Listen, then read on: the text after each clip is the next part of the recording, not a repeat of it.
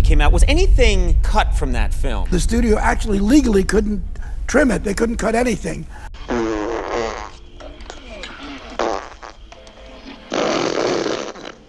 Blazing Saddles was never just a classic comedy.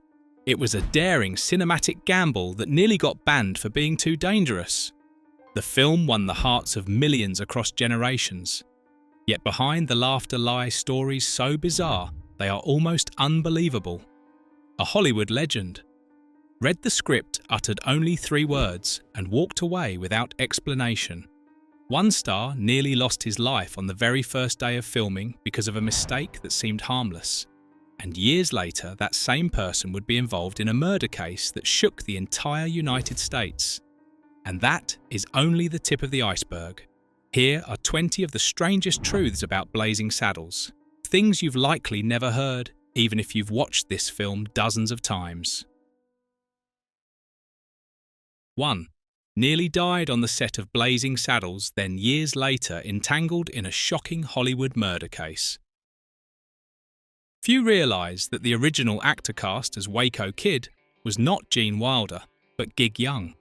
He had just won an Oscar and possessed the exact look the role demanded, weary-drained and broken. Waco Kid was a legendary gunslinger who had collapsed into alcoholism, and Mel Brooks believed Young hardly needed to act. He already embodied the character. The first day of filming took place at Warner Brothers Studios in Burbank, California. The opening scene of Waco Kid was set inside a jail cell where the character first appears. Cameras were in position lights, and sound, steady everything ready to roll. Gig Young stepped into the frame.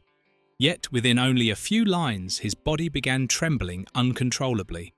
At first, the crew thought it was his personal interpretation of the role. But the tremors escalated into violent convulsions. His face turned pale, cold sweat streamed down, and suddenly he bent over and vomited bile right on set. Some even laughed, assuming he was improvising for dramatic effect.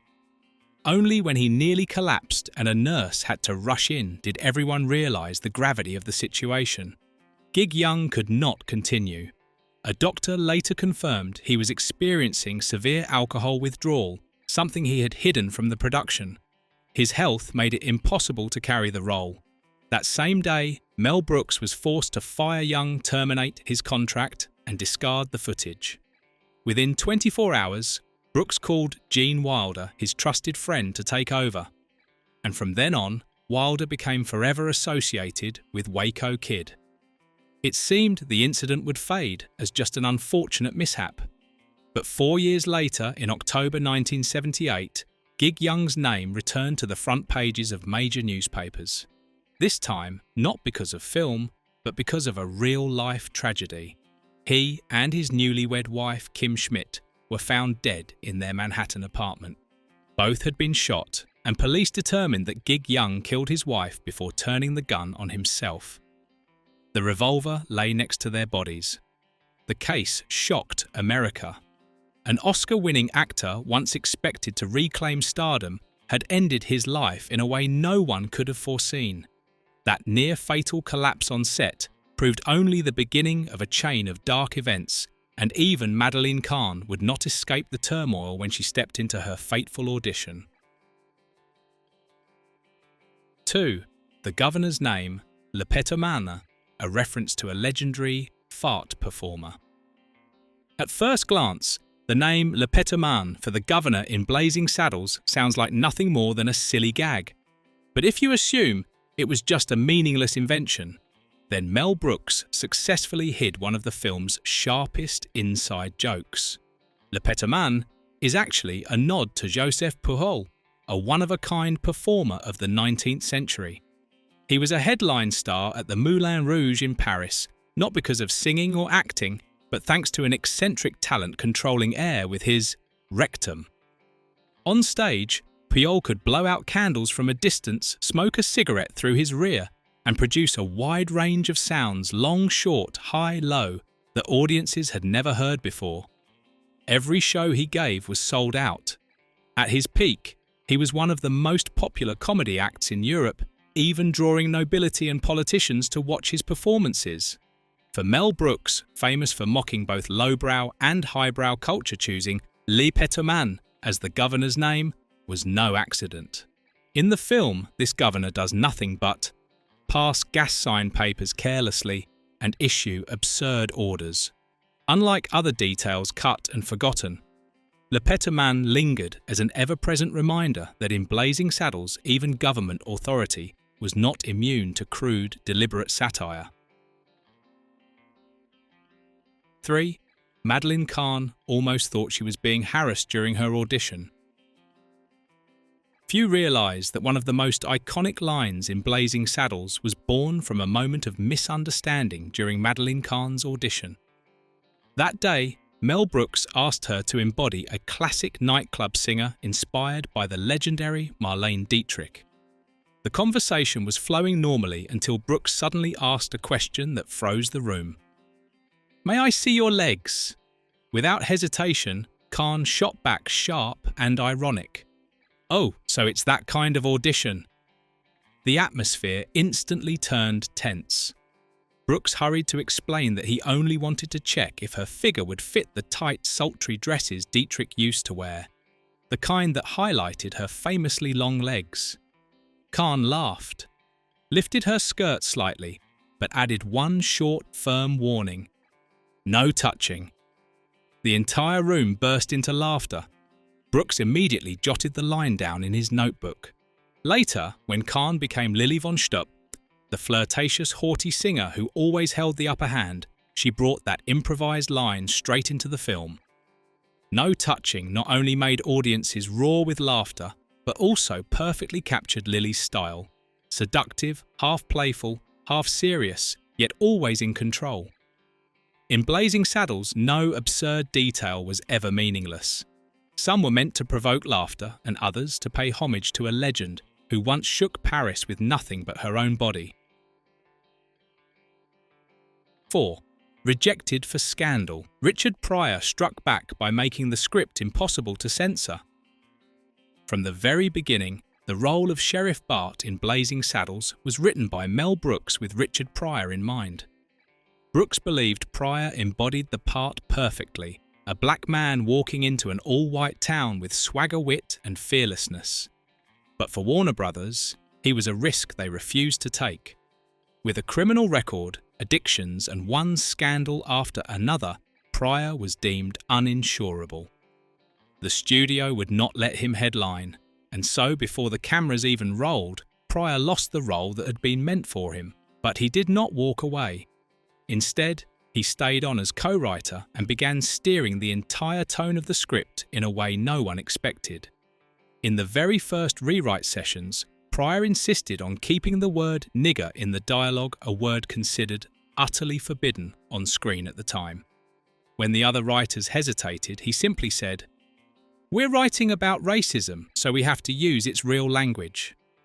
Mel Brooks agreed. No softening, no avoidance, no censorship. From then on, Blazing Saddles was built with real words, real reactions, and sharp strikes against hypocrisy. Pryor had turned it into a film no board of censors could tame. Beyond that, Pryor himself suggested Cleavon Little as his replacement. "His skin is so black it'll scare the whole town," he said. And Little, with calm and composure, delivered one of the most definitive portrayals of Bart in Hollywood history. But the story doesn't end there.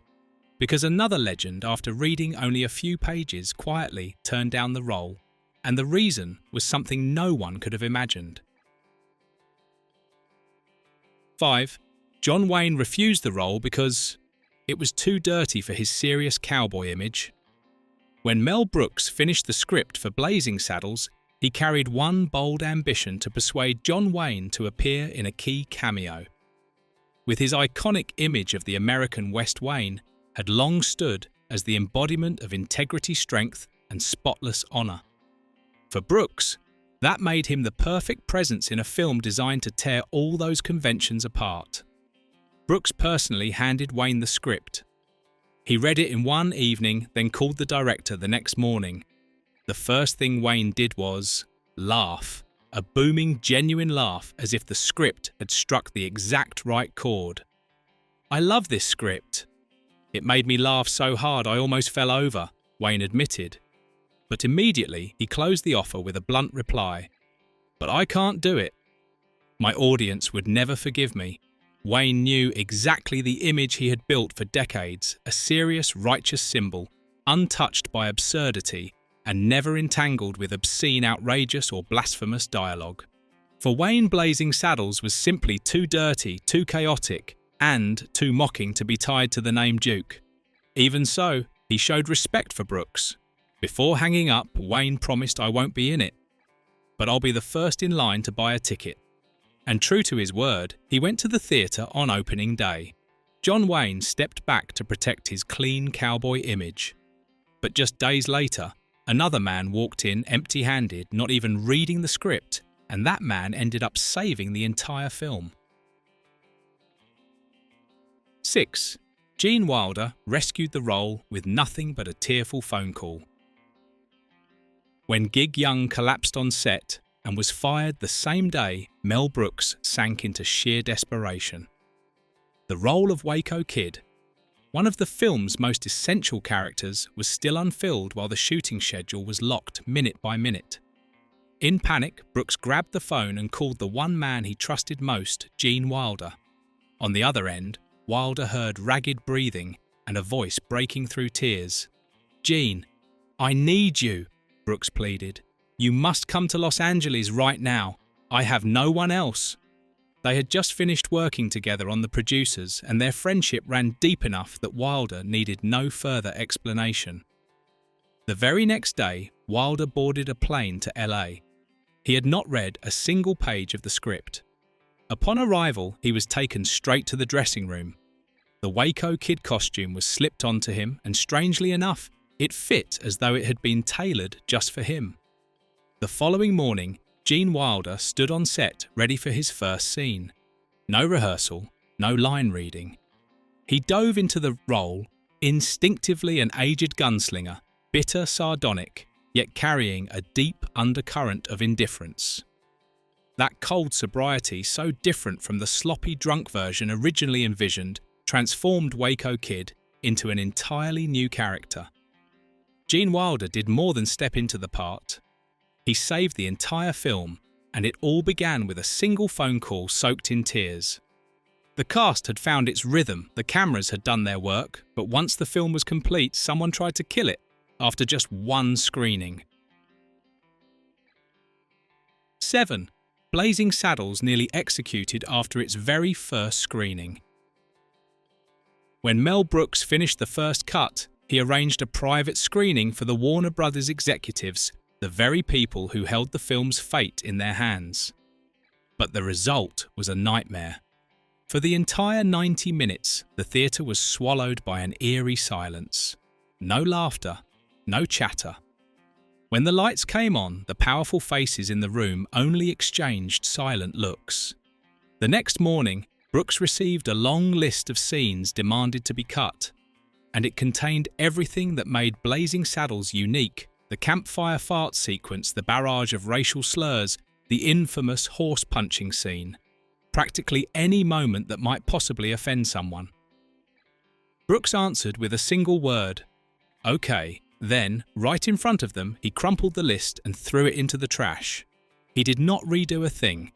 Instead, Brooks devised another plan. He arranged an unofficial screening for people completely outside the system: office clerks, security guards, mailmen, secretaries. Ordinary viewers with no power in Hollywood, but the exact audience he wanted to reach. The reaction was the opposite. They howled with laughter until the room shook. Some laughed so hard they fell off their chairs. The atmosphere felt like a live stage performance. Brooks instantly knew this was the real response, and the film had found its audience. He decided not to cut a single frame, and it was that raw, unacceptable cut that went to theatres. As a result, Blazing Saddles not only survived its disastrous first screening, but went on to become one of the most controversial, chaotic and beloved comedies in Hollywood history. But the trouble didn't stop in the editing room.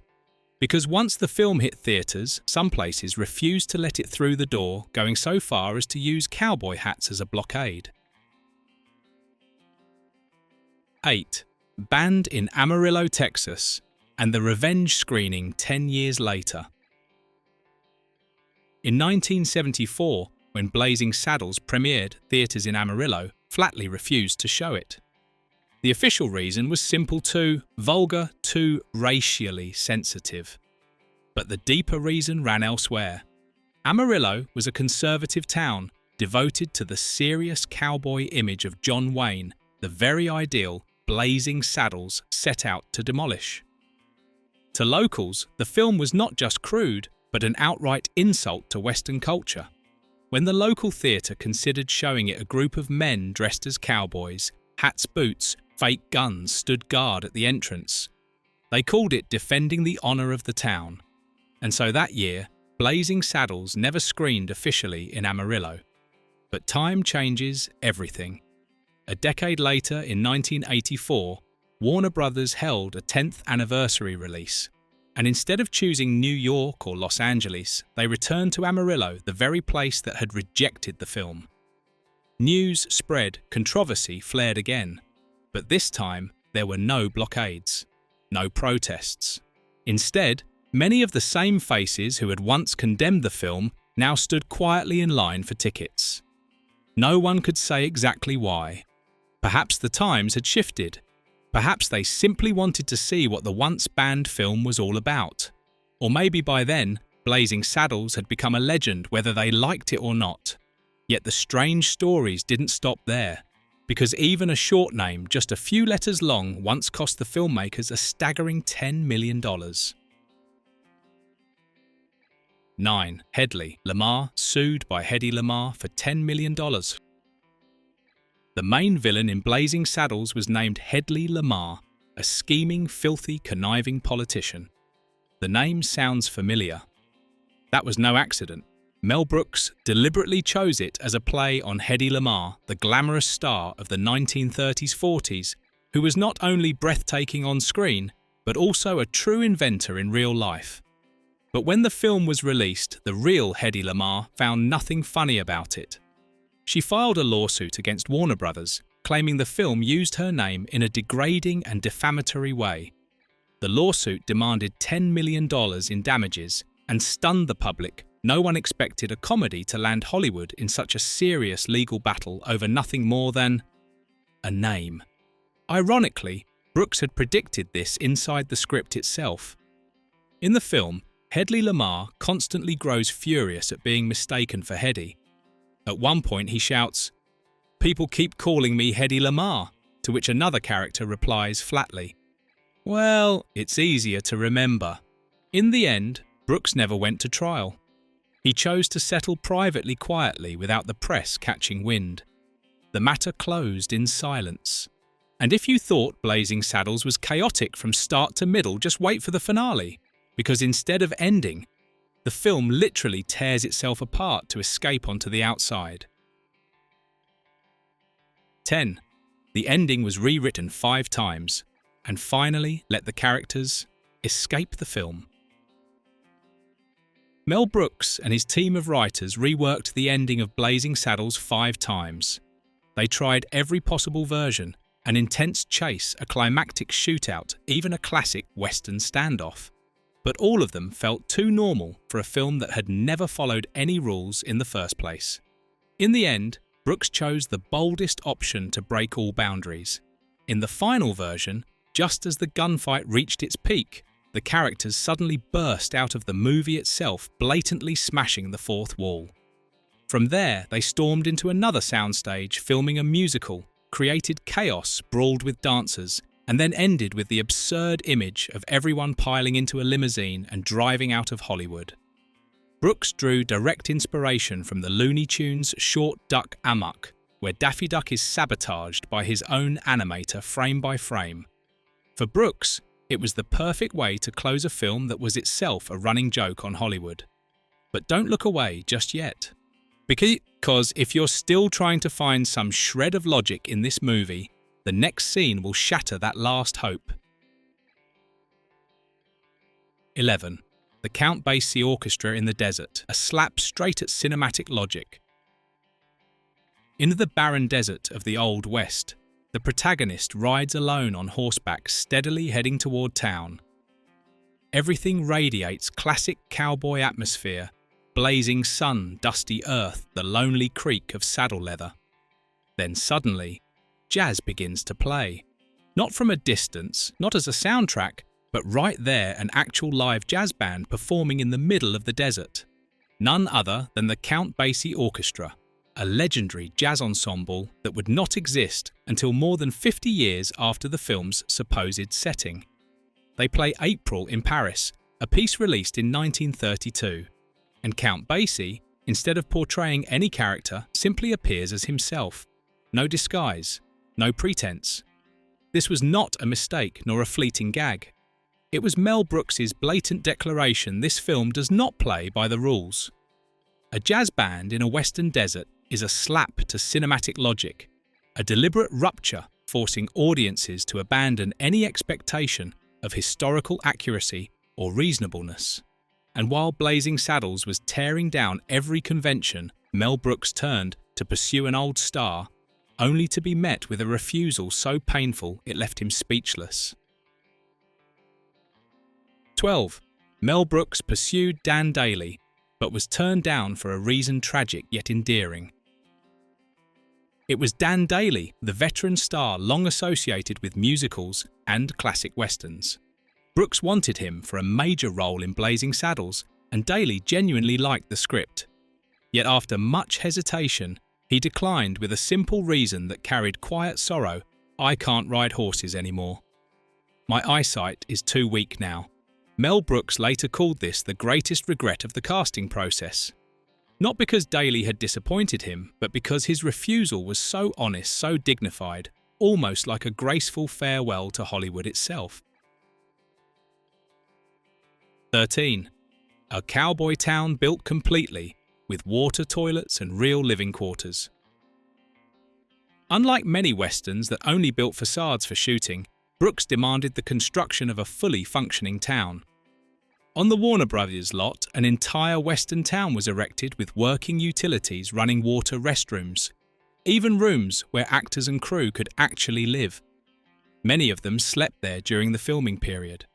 Brooks believed that in order to create comedy that was truly crazy, everything around it had to feel absolutely real. The more real it is, the funnier it becomes, he said. To him, if the actors felt they were living in a genuine town, then their absurd reactions would appear far more vivid and convincing. But no matter how authentic the set was, not everyone managed to keep a straight face in the chaos Brooks unleashed. Some nearly broke down completely. 14. Harvey Korman couldn't stop laughing, and the crew turned it into a betting game. Harvey Korman, who played the villain Hedley Lamar, was the most helpless victim on set. Every time he entered a comedic scene, especially those so absurd, they defied all logic. He simply couldn't hold back. It got so bad that the crew began placing bets on how long he would last before cracking up. In the now famous Campfire sequence where characters take turns passing gas, Korman had to stuff cotton up his nose just to suppress his reaction. Even then, the scene had to be reshot 27 times because he laughed too soon, too loudly, or even toppled right out of his chair. Mel Brooks was never angry. On the contrary, he enjoyed it. Those out-of-control moments gave Hedley Lamar, supposed to be a filthy villain, a strangely endearing quality. For decades, Hollywood could joke about sex, violence, even religion. But one thing was always avoided: flatulence. Until Blazing Saddles came along. 15. The Campfire fart scene. Hollywood's first real barrier-breaking joke. Mel Brooks inserted a scene of pure absurdity into the middle of a western. A group of characters sitting around a campfire eating beans, and then competing in a symphony of farts. Perfectly timed, prolonged, and deliberately grating. When executives at Warner Brothers saw the cut, they immediately objected. Too childish, too offensive. Nobody needs to hear that. But Brooks calmly replied with one short line, "That's exactly why it has to be there." And so the scene stayed. It became the very first time flatulence was ever depicted openly in mainstream cinema. A true, boundary-breaking gag crude, ridiculous, yet strangely effective. Amid the film's chaos, there was also a quieter presence so subtle, most viewers missed it. But for Mel Brooks, it was the most silent gift of all. 16. Anne Bancroft, Brooks' wife, played an uncredited extra. Anne Bancroft, one of the greatest actresses of her era, an Oscar, Tony and Emmy winner, and a screen icon for The Graduate, had no starring role in Blazing Saddles. In fact, her name doesn't even appear in the credits. Instead, she quietly appeared in a church scene playing a local woman among the crowd. No lines, no spotlight. Just another face in a western town. That was her way of supporting her husband, not by standing out, but by simply being there. To this day, IMDb still does not acknowledge the role, despite clear images and confirmation from Brooks himself. But for him, that didn't matter. Seeing his wife silently in the crowd that day was enough to remind him he wasn't alone amid the chaos the film created. And Brooks didn't just direct Blazing Saddles, he literally scattered himself into every corner of the film. 17. Mel Brooks' hidden voices, even the random scream in a diner. Beyond the 3 cameo roles he played himself, Governor Petomane, a Native American chief and a Jewish prison warden, Brooks secretly provided the voices for countless background characters that audiences never noticed. From members of Lily Von Stupp's band to the noisy chatter of diners in a restaurant, even to a stray scream rising out of a crowd, all of them were his. I wanted laughter to exist on every level, even in things the audience doesn't realise, Brooks once said. And his decision to dub even the tiniest details was proof of that philosophy. The sudden appearance of the Count Basie Orchestra in the desert was surreal enough, but Brooks layered it further through the very piece of music they played. 18. Count Basie didn't just appear, he brought his legendary 1955 piece. The music echoing across the desert was not just any jazz tune, but April in Paris, Count Basie's iconic arrangement performed at the Newport Jazz Festival in 1955. It was one of the defining recordings of his career and a landmark in the history of modern jazz. Mel Brooks did not choose it by accident. He deliberately placed a modern black cultural symbol inside a fantasy western of white cowboys, letting that arrangement ring out across the desert of 1874, a cultural punch. Illogical, yet sharp in satire. 19. Cleavon Little was chosen because he was extremely black. Cleavon Little was not the first choice for Sheriff Bart. But when Richard Pryor was rejected for his scandals, it was Pryor himself who suggested Little as a replacement with a reason as blunt as it was striking. "He's so black, the whole town will be terrified," Pryor said. "That's exactly the effect we need." And indeed, Cleavon Little entered Blazing Saddles with a presence unlike any black cowboy ever seen on screen before. He was elegant, intelligent, and carried an urban cool. Instead of clowning, he balanced humour with political irony, making audiences laugh even before realising they were being mocked. The stark contrast between the classic white cowboy image and a Bart brimming with confidence, wit and sophistication turned the character into the pillar that carried the entire film. And the final truth on this list is something you'll hardly believe. 20. In 2024, Blazing Saddles received a special content warning. On HBO Max, later renamed Max Blazing Saddles, was officially tagged with a special content warning. Before the film begins, viewers must first watch a nearly 3-minute video in which Professor Jacqueline Stewart, director of the Academy Museum of Motion Pictures, explains the historical context, the racial elements, and how the film approached the subject through satire. What's remarkable, across the entire platform, only 2 films carry this label, Blazing Saddles and Gone with the Wind. One, a comedy that shattered every rule. The other, an epic criticised for glorifying slavery. Mel Brooks once said, We're not mocking black people, we're mocking racism. But over the years, the line between satire and offence has grown thinner than ever. Nearly 50 years later, Blazing Saddles still leaves audiences stunned, not only by what plays out on screen, but also by the stories behind the camera. A film that seemed meant only for laughter, but is in truth filled with tragedy, controversy, and genius. If these facts surprised you, don't forget to like, subscribe, share this video, and comment on which part of Blazing Saddles shocked you the most. Many more cinematic secrets are still waiting to be uncovered.